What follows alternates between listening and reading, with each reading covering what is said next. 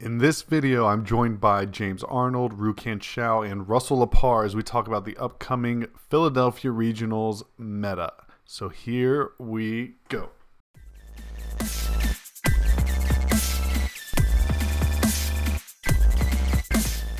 Hey, this is Seagrove, and if you are new here, consider subscribing. We're constantly making videos like this where we have really great players come on the channel and help you all improve at the game. So today I'm here with Rukan, James, and Russ, but I'm going to let them introduce themselves. Rukan, why don't you go ahead? Hey guys, I'm Rukan. I'm on Team DDG and I'm a writer for Poke Beach. I wrote an article with a spicy Malamar list a while ago, so check that out if you haven't already. And that'll be it for me. All right, James, go ahead. Hey everybody, my name is James, also known as Wames, and been playing for a while. Yeah, it's James with a W. It's the nut, and yeah, I won't be at Philly, but I'm gonna be playing some cards up in Cincinnati, Dayton, at the ARG event this Sunday. So if any of y'all are going to that, I'll catch you there. And Russ. Hey, I'm Russ. I am own, operate someone's PC. We're a team of homies who decided to start our own YouTube channel and make our own website and all sorts of crap. I'm decent as a player. I think I've been like top 30 to like 35 ever since I started playing. I used to play Yu-Gi-Oh, so I know how people cheat. And like that's why I switched over to this game. It's a lot of fun. I'm heavily opinionated, so it comes off as mean at times. Hopefully not as bad this format. Cool. So this is the first North American major since the new format. First of all, let's talk about how you feel about the format. Rukan, why don't you start? I like that everyone else's decks are for the most part pretty terrible, with a few exceptions. So that's a lot of fun. All right, James, how do you feel about the new format? I'm not a fan overall. It's still Pokemon, so it's still the best game, but I have not really enjoyed the new adaptation. There's not a whole lot of way to catch back up once you fall behind, which is my biggest complaint with the format. I'm a really big fan of the card In. It's my favorite card of all time, and so losing that one has definitely hurt. I think that the format will get better as it goes on. I just hate how everyone is complaining about Shrine of Punishment and pretending that there's just not any kind of counter to it. But we'll see how that adapts this weekend. All right. Russ, how do you feel? I like it a lot.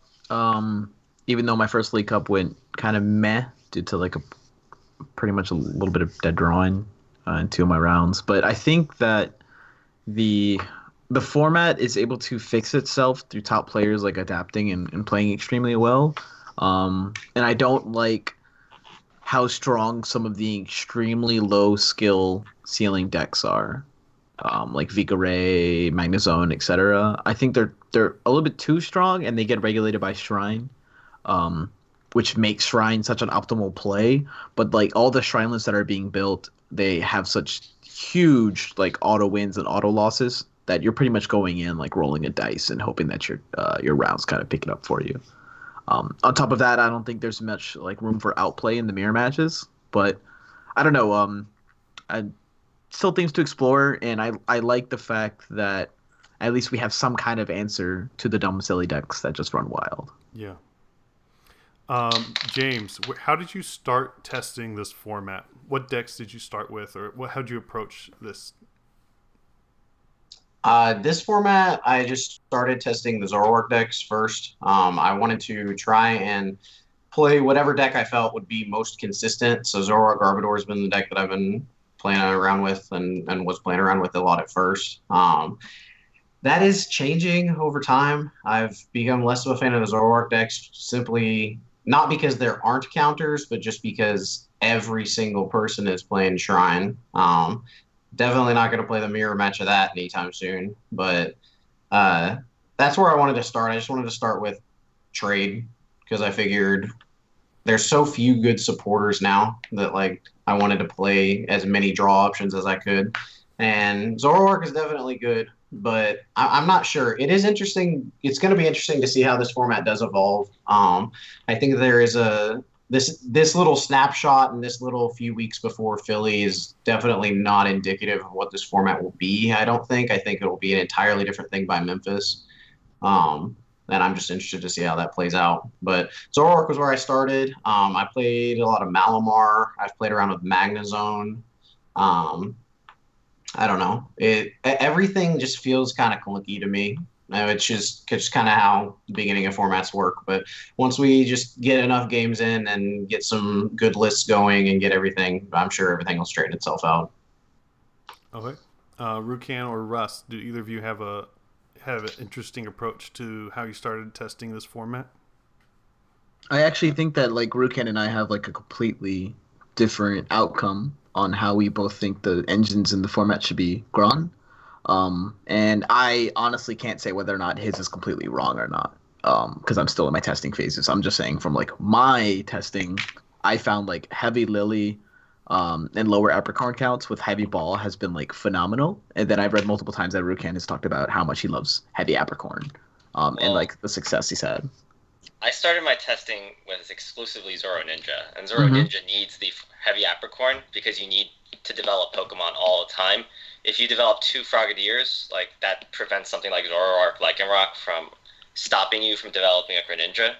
So that's really important. But if you're playing like Zoroark, Lycanroc, I think all those lists, they run like 1 Apricorn or even just 1 Fan Club, and they just run like maybe 1 or 2 Lily, and they just focus on that. But yeah, that early opinion was just kind of an artifact of like what I happened to be testing, and I started my testing with Zoro Ninja because I was under the impression it would be really good. But like what it turned out is just if you miss DCE with that deck, you just get blown out. Yeah. But if you hit your DCs, I think the deck mows over everything. But there's no good way to get DCE right now without like fucking up your deck. Okay. So let's talk about the results that we saw in Latin America. We saw a lot of Shrine. So is that the greatest in the format or just the latest? And is the format gonna bounce back and find answers to that? Russ, why don't you start on this one? I think it was just a solid answer made by one player that all the other ones copied him. So I have like 3 friends that attended the event, and they just straight up told me this deck is busted, and it takes an auto loss to like whatever deck in the format, right? And so like Baby Buzzwole, Garbodor cannot beat Malamar to save its life. Like it's just so bad. But it didn't see any, and so it just runs over everything. Okay. And then the Baby Buzzwole Weavile one slaughters almost everything in the format, minus Shining Lugia Malamar and minus Baby Buzzwole Garbodor. Okay. So like they one went like 8-0, the other one went like 7-0 one day one, and then they both ended up making top 8, but so you saw the other ones that played it that made day 2 not making it in the top 8 because they ran into the Baby Buzzwole Garbodors all day. So in terms of like a all around format, I hear a lot of people saying it's a gimmick and that like it'll get adapted to and things will change. I don't believe that. I think those decks are extremely strong and they're here to stay. And I actually enjoy the fact that they're in the game. Like I love the fact that there's like a punish for all these incredibly powerful cards that you need to start building your deck appropriately in order to counteract, right? Mm-hmm. Because instead of like the old solitaire, I hit Rare Candy and I hit this and I run you over, which is like my initial testing feelings, and I'm pretty sure James felt the same way because that's all he complains about in this format. When I hit Candy and you don't on turn 2, I'm gonna run you over and you're going to lose. Like period, it's done. And I don't enjoy that at all. I think that game shouldn't be decided upon your opening hand. I felt like that's the main reason why I quit Yu-Gi-Oh! And why I loved N and Sycamore and like recovery cards in this game so much. And I felt like we took giant steps backwards once we started doing that. It became, you hit Lily and I missed, so I got run over, right? And with new decks, like new engines, like this 4 Acrobike and very low energy or energy efficient attackers, 1 prizers that like can make like comebacks just because of prize trade, is able to swing heavy like games against these heavy hitters like these Vika Rays and Magnezone and stuff. And I think that Brazil showed us creative and strong ideas that we're kind of lying like low in the format, um, and will only make Philadelphia better. It'll push the top deck builders in the game, in the top circles of information in the game, to just constantly build upon the meta and push it further while still like not sleeping on how strong everything else is. So a lot of people I feel like are getting very close minded. They're going, oh, Shrine's everywhere. Shrine sucks. Just play this. You auto win Shrine, no problem. You're still going to have Vika Rays left and right, and it's very very hard to try and beat both. The players that can figure out how to do that, they're going to see success at Philly. They're going to see success at Memphis. And upon showing their success, if it gets posted in top 8 for Philly and like all their lists get aligned and everything, they have to figure out how to beat that, the thing that they just created, or if it's a very skillful mirror match, how to outplay the mirror match. So I love it. I thought Brazil was phenomenal. I thought the decks that were there were very creative, very sweet. The Shiny Lugia Malamar looks insane. I can't wait to test it more. But this is definitely keeping top players on their toes, and I think that's a good thing. That can never be bad. Forcing them to constantly adapt and evolve instead of like, oh, do I play 3 Baby Buzzwole or 4? Like, oh, do I play like Buzzrock's busted? You know, like it's very boring. Rukan, do you think that Shrine decks are kings of the meta? I do agree with Russell that I think they're here to stay, but I don't think they're going to. I think now that they're a known quantity, I don't think they're going to take over. I don't think people are just going to ignore it. Definitely not for Philly. Maybe they'll make a comeback for Memphis, but I think people are just going to be more prepared, and they're going to be especially prepared for Philly. Okay. James, what do you think? Yeah, so like Russ was saying, I loved Rare Candy for a very long time in my life. And these last few couple years, the Rare Candy decks that like the stage 2s in general, just like for the most part, have been very like, oh, you hit the turn 2 Rare Candy and now the deck plays itself. And it just shotguns everything down. And not a huge fan of that because there's nothing you can do in the mirror match if you go second because your opponent bullied you first. Like, it's just that kind of thing. And I think I agree with the Shrine. So Shrine of Punishments isn't going anywhere. It's not getting banned. It's not going to just stop seeing play unless no one plays GXs at all anymore. So I'd like to see when that happens. But I think that the Shrine, like the 60 cards, there's so many different ways to build Shrine decks that like there's going to be different Shrine decks that will adapt to the meta as things go along. And part of what I feel like why I don't like this format yet is because there's no defined metagame. When you don't have recovery cards in a format, the way to get ahead is to metagame correctly. And without big events, and now that the big events are starting to roll in, you can't metagame when there's not a true defined metagame. And I think that now that we saw the start of things with these Shrine decks, everyone's going to be like, do I play a deck that just loses to the deck that got 7 spots out of the top 8? I don't think so. So now things will evolve, the metagame will change, and just like Russ was saying, like it will get better from here. It has to, because that's what's going to happen. So Okay. Rukan, what GX decks can stand up to the Shrine decks? Are there any? Is there any GX deck that can stand up to both Buzzgarb, Shrine, all the Shrine decks? I mean, I think Zorak still just does fine. Like 50-50 if you build it right, maybe even slightly favorable. People are talking. There's a lot of techs. Zorak can adapt to anything. But I think Zorak has to adapt. But I think Zorak will. You can definitely build your Malamar lists, even if they have GXs. I like splashing 2 Deoxys in my Malamar lists, and I think that's just enough to just smash through everything. Except, like, Deoxys doesn't deal with Shiny Lugia, which is a bit of a problem. But with that one exception, I think you can sort of just toss 2 cards into your Malamar list, and it's fine. I've seen Vikavolt decks running the new Delmise, the grass one that hits 130. That seems interesting, but also seems like it hurts your deck's consistency, so I'd imagine Vikavolt decks are going to be running big basics. I mean, not big basics, one prize basics to answer it, but I don't know what kind of counts are appropriate. I've even seen like Ho-Oh Salazzle. Someone took a Ho-Oh Salazzle deck, and someone just posted a Ho-Oh Salazzle article, and what they're doing is they're just running a Shiny Lugia because it has fighting resistance for the baby Buzzwoles, and it hits 130, and then Yahweh onto it. So I think most decks have some sort of answer. A few don't, but I think most of them do, and definitely all the big decks, namely Zoroark, Malamar, and probably not Buzzrock. I'm not actually sure. I don't really play Buzzrock, so I'll let someone else answer that one. Okay. James, are there any GX decks that can stand up to the Shrine decks? Yeah, I think it's all about adaptation. I mean, I've seen a lot of jokes about countering Shrine, but like I would be lying if I said that I hadn't been trying Champions Festival myself. Like it was really funny until like it started like actually winning games.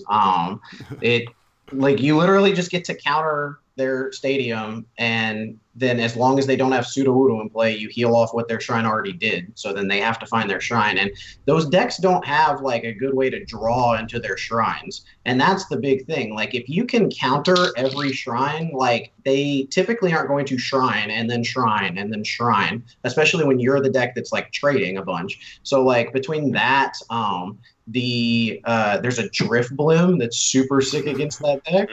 That card actually is hilarious. Like, there's just different, and of course, like beyond those like very specific counters, like they're just people have been skimming on their field blower counts a whole bunch since the format began. I think that just needs to change immediately. I think so. I think Zoroark can adapt truthfully, to be able to handle that. I know that the Vikavolt decks, I don't know. It really depends on the composition of the Shrine decks, because the Weavile is really what just does you in. Like, there's not really a whole bunch of ways to play Vikavolt any differently than what it tells you to do. Like, all the cards just do exactly what they say, and they play the game for you. So, like, there's not a whole lot for you to, like, change about that, in my opinion. But I do think that just things will adapt, things will change. Field blower counts go up. You can play the more gimmicky counters as well if you're expecting to play against a bunch of those right now, especially in Zoroark where you can just pitch it. So, okay, Russ, any thoughts on GX decks that can handle Shrine decks? I'm actually not like a huge advocate of field blower right now, outside of like hitting bad players when they attach choice bands like there's no tomorrow. And then like I mostly everything I'm building, I run my own counter stadium outside of like Bulu, but when I build my Bulu, I just put the Delmise in it. And try to work like that way. In Magnezone, you can just play the Celesteela. Like it's a lot of, hey, I got my one basic attacker that I needed plus my stage 2 up, and now I can go fight you with that instead of my GX. And that's like Just in my yeah, no. Yeah, you swing a Magnezone, the Celesteela that takes 5 metal energy runs over that deck. Yeah, they can't touch it.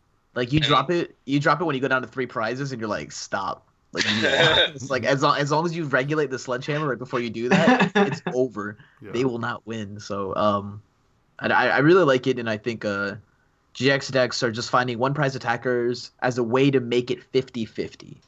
Mm-hmm. And honestly, I'll take that. I'll take a 50-50 and not take auto losses to Vika Rays and all that, than to like muddy up my deck with a bunch of like 6 or 7 cards to just beat the shrine stuff.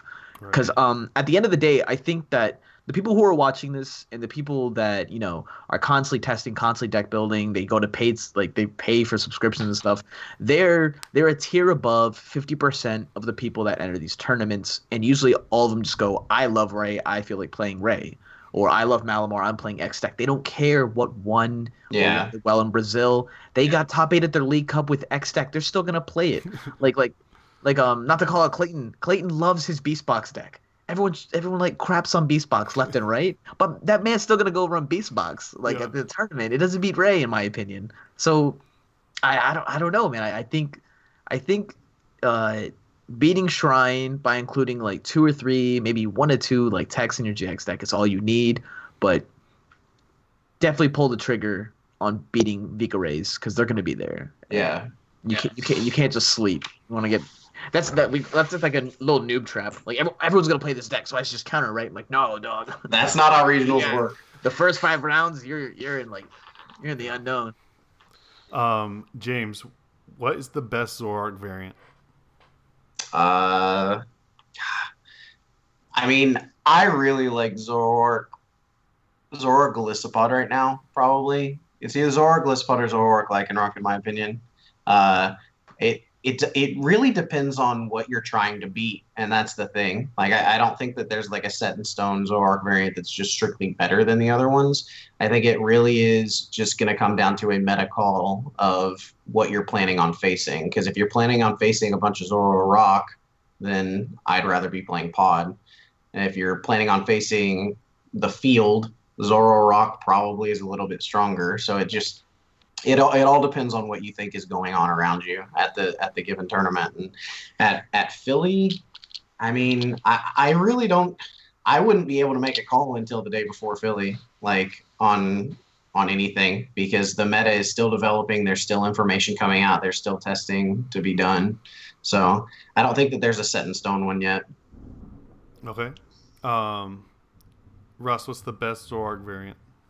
Weavile by far. I think after playing this weekend, I won't touch a Zoroark deck without Weavile in it. At least like a little bit, like a 1/1 line or a 2/1 line. I don't care. I just lost to childish stuff when they went like rare candy plus X, and I just looked at my board like, I only have one Zoroark out. This sucks. I have like no way to like pod combo, do a whole bunch of stuff into it. Yeah, I think in my order, Weavile, Rock, then Pod. Unlike James, I actually think Rock is very favored against Pod, and by very I mean like 55-45 at most. I think it's Because more bad. in my world, like against like another player who knows what he's doing, it feels very very unfavored when you go second. Yeah. Because you're like, oh, I only got one win Pod down. He's not bad. He's not gonna hit this. And then he does it. He's dead. So, yeah. Those are my three in that order. I still haven't tested Greninja, so I'll let Rukan talk his thing over there. He said DC and all that problem. madness. Yeah. So, yeah. So Rukan, what's the best Zoroark variant? So I grabbed like all the stats from League Cups on PTCG stats, and Tate hasn't updated the last week fully, so I grabbed those off of Fonte. If you look at the week of September 1st, you'll see there's almost like equal portions of like Vikavolt, Rayquaza, and Zoroark. And Zoroark's definitely the top performing Zoroark deck. And there was a bit of Zoropod, but I think a lot of that was like Pram and Azul playing that. But then you look at last week, okay, you got about equal portions of Buzztrine and Zoroark Lycanroc, still popular. Vigorray still top dog, but Galissapod, Zoropod just like poof, vanished. And Weavile's okay, it's about half the popularity, half the placements as Zoroark. So I think definitely Zoroark's the top dog. I think with the appropriate texts, I think it should just run over Zoropod, and I don't think those texts are like straight for Zoropod. I think there's a lot of texts you can include that just happen to collateral Zoropod. And as for Zoro Weavile, I mean, I was a huge fan of Weavile last season, but I liked it because it was a toolbox deck. It doesn't feel like a toolbox deck this season. So I haven't been playing it. I'm not a huge fan of it. Like 5 people brought like Zoro Weavile to my last cup, and all of them got knocked out of before top 8. One of them lost to a Malamar, and I was winning in. It was pretty. I'm not entirely sold on the deck. I think it's a little too fragile. Weavile's, as my team members played it, it's a glass cannon. If you ever fall behind, Weavile's not going to. Best it can do is trade you 2 for 1. But if you're too far behind, 2 for 1 trades aren't going to bring you back. Whereas Zoroark, it just comes out the gate swinging and can slow your opponent down. You've got a lot more options to work with, and I'm very confident that a good Zoroark player would just beat a Weavile player, a Zoro Weavile player. And considering how popular Zoroark has been at the League Cups, I'm not as big a fan of Zoro Weavile as Russell is. I think Zoroark's definitely the top dog right now. Okay. This question's for whoever can answer it. Just really quickly. With Blower being less common, can you play dumbbells in Stage 1 decks? Mm-hmm. Absolutely. That's in my latest article right now. Ooh. As part of my Zoro Weavile deck.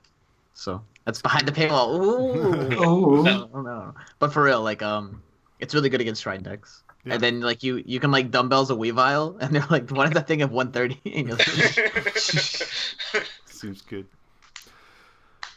Cool. So what decks are we expecting to see the most of? Like, what deck do you think will be the highest percentage? Russ, why don't you start this one? Vigore and Zoroark by far. Those two by a landslide. And then, Shrine. Yeah. Okay. Rukan, what do you think?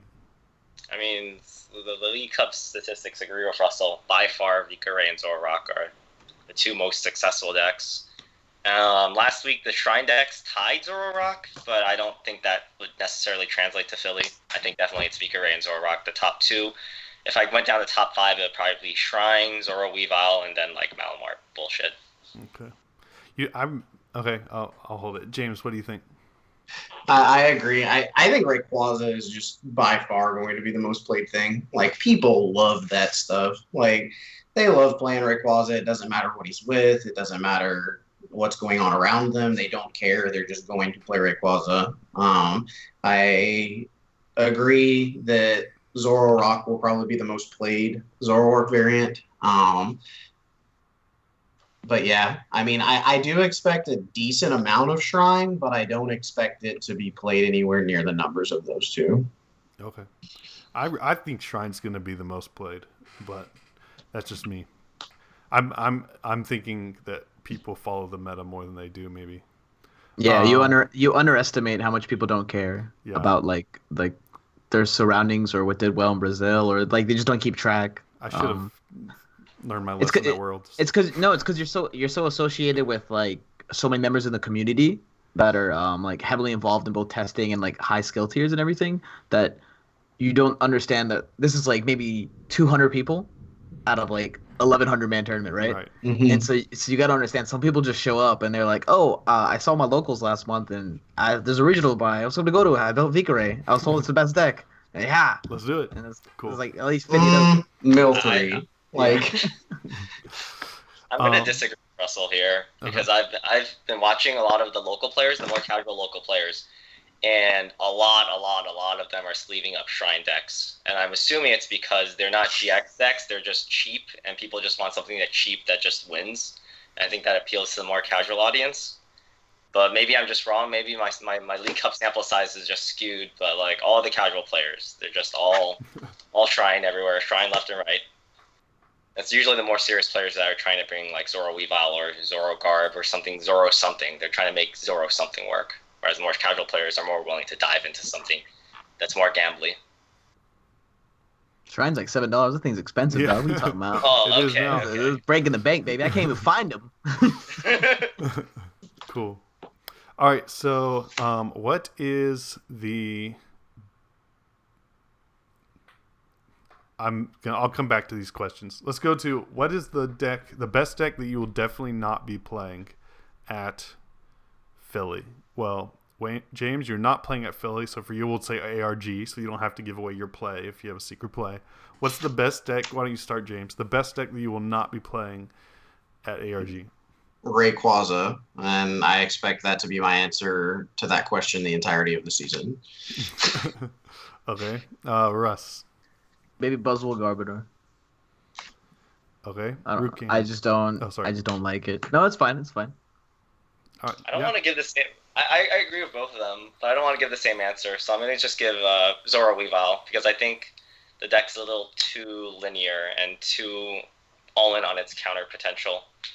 But yeah, definitely not Rayquaza or any of the Shrine variants either. Okay. Second to last thing, James. Well, before closing, James, what? I want you to name 2 decks that we haven't mentioned that you think are playable. If you can. I mean, we haven't really talked about Malamar. Okay. I don't hate it. I'm a big fan of the whole like electric Bronzong Malamar thing. Sure. I never end up pulling the trigger on it, but they're always the decks that I like test with the most when they're in the format. But I really like Malamar right now. I think it's fine. Also, we haven't talked about Rabombi, and I like the meta or the what's the big one? Magnezone Rabombi. I don't know. You play the Urcandy and then it just happens. I don't know his name. But I liked that. Like Okay. when that came about. Like I'm a giant fan of Professor's Letter in all of my decks, and now that that's gone, Rabombi and me might be seeing some playtime together soon. Okay. Russ, 2 decks that you think are playable that we haven't mentioned. Swampert Electro GX. Busted. And I guess I was the one mentioning Shining Lugia Malamar a lot. That's very strong. It's also a shrine deck. My sleeper pick that I'm actually still testing right now. Alone Executor. What are you pairing it with? Boy. With what? You don't need. It's by itself. Man, it's he's flying. Tropical solo. Shake. Hey, he's shaking big, Oh, the baby. GX, not the baby. No, the baby. Yeah, the No. baby's so good. Baby. Yeah. Baby's really, really strong. Yeah. Throw it in with It's the- not quite working yet. Okay. So, I almost played it at Nads. good thing you didn't. I almost I played know. it at Worlds. How I was big you- testing it for Worlds, which probably would have been better than what I went with. Rukan, 2 decks that we haven't mentioned yet that you think are viable or playable. I mean, I'm a huge fan of Psychic Malamar. I feel like we haven't really mentioned that enough. I feel like Malamar is actually one of the only decks that has comeback potential right now, because like your opponent can turn to Vika Vault, Rayquaza you, and then you Moon's Eclipse them and you win anyways. So Moon's Eclipse is like a light comeback factor that helps. I do appreciate that, and I think it's been setting up more consistently than Zoroark. It doesn't have trade for like the mid to late game, but in terms of like how consistently I can just beat just some guy with a deck, I think Malamar does that better than even Zoroark right now, just because Zoroark just feels a little funky. I feel like I'm under too much pressure to draw my DCs. I'm too much pressure to draw my basics early turns. And as for the other deck, I'm sure some of you have at least heard of like the Swampert and Polion deck. Because people are saying it's like the new Greninja, because you get set up and then you just do crazy things. You just trade, draw 3, set up like another Empoleon, Aqua Patch, Water Energy, and you just sweep everything under the rug because you're trading way too efficiently with your one prizer. So that seems like a really fun deck. It's also crazy and inconsistent, and shout out to like Franco Lamas who like topped the League Cup with it, because that just sounds like a lot of fun. For sure. Let me add in one more question. How many people do you guys think are going to be at Philly? Rukan, how many do you think are going to be? I hope over 800, but I honestly haven't been paying attention at all. 8 something was registered, and then we have this hurricane thing coming. So So question mark. Okay. James, what do you think? 7. I think it'll be like 689. Okay, Russ? I say around 7 now after the hurricane. I know at least 3 people who said they can't go now because of it. Okay. They said by far their flight's going to get delayed, or some people like flying in at a right time, but then on Sunday they need to be back, and on Sunday Yeah. the storm's migrating its way north, True. and so it could be messing up their flight. Like there's so many things that factor in. So I just think a lot of people will be like, it's first event. We have Memphis very, very soon, and so they'll just like cut their losses and go to a different one, and then meta will get developed. I don't know. Okay. Cool. Well, let's close then. You guys, I want y'all to give shout outs as you want to. Rukan, you can start. Shout out to Team DDG, a bunch of really cool guys, and shout out to Poke Beach where I write my articles. And that'll be it.